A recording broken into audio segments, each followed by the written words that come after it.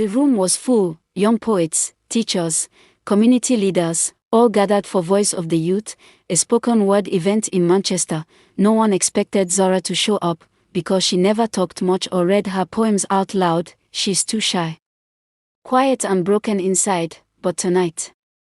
She walked in like someone else was carrying her feet, and in her hands was the mask. It was glowing, not brightly, but enough that the people closest to her felt the air grow heavy. She stepped onto the stage, her heart pounding. She held the mask, and began to speak. I am the girl whose father drank pain until he forgot my name.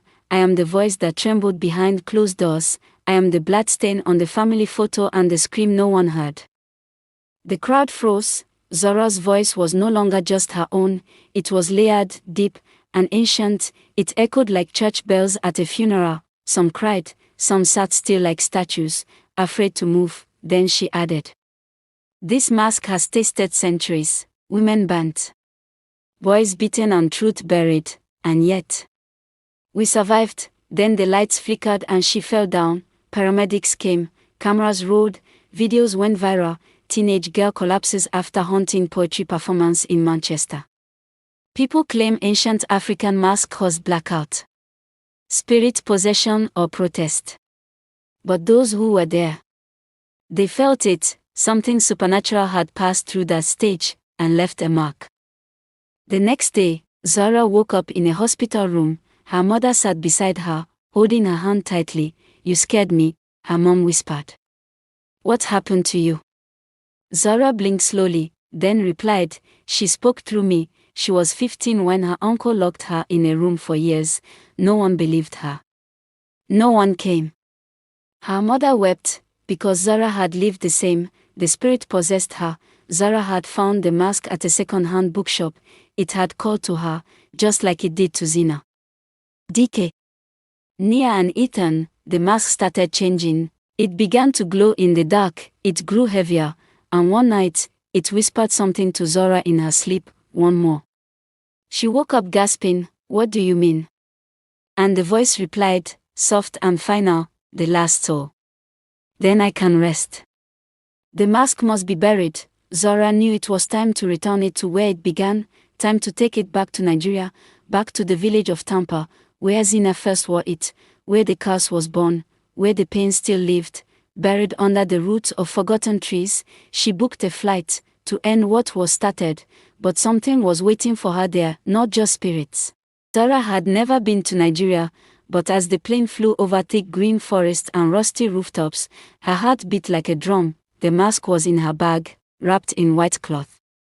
Silent, heavy and waiting, Zina could feel 100 souls inside that mask, whispering one thing: "Take us home." Welcome to Tampa Village. It was quiet, the kind of quiet that made you feel like the trees were listening. Old women sat on mats, peeling mangoes. Children chased goats barefoot. Zara stepped down from the bus and looked around. "This place smells like roasted groundnuts and hidden secrets," she whispered. The driver laughed. "Welcome to the land of old wounds and good soup." She walked through the village with the mask in her arms. No one spoke, but they watched, like they knew. At the edge of the village, she found it, the broken hut where Zina had once put on the mask, now covered in weeds. Cracks in the walls and a spider spinning its web like a quiet priest preparing for the last ceremony. Zara stepped inside and placed the mask on the ground. The wind stopped, then began again, harder and louder. She knelt down and whispered, "I brought you home." Suddenly, the air shimmered, and the spirits came, not in horror, but in light. Zina appeared first, dressed in white, smiling, then DK. His eyes no longer red, then little Nia, holding a book of her drawings. Ethan stood next, with Malik beside him. And they joined voices soft like warm water. "You gave us peace." Zara began to cry, "But I didn't know what I was doing. I was just broken." Zina knelt beside her. "You were strong enough to carry us. That's more than most ever do."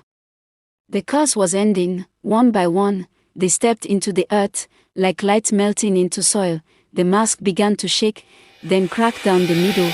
A sound like a sigh filled the air, and the mask turned to dust, and gone forever. 1 year later, back in Manchester, Zara had written a book, The Mask That Spoke.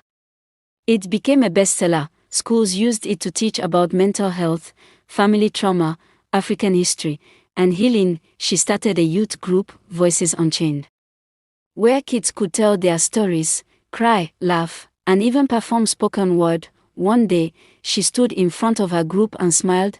Once upon a time, she said, I carried a mask that nearly destroyed me, but it helped me find myself. A little girl raised her hand. Miss Zara, was the mask real? Zara laughed. Some things are too real to be believed. And finally, peace. The spirits rested. The curse was gone. Zara was whole. The world listened.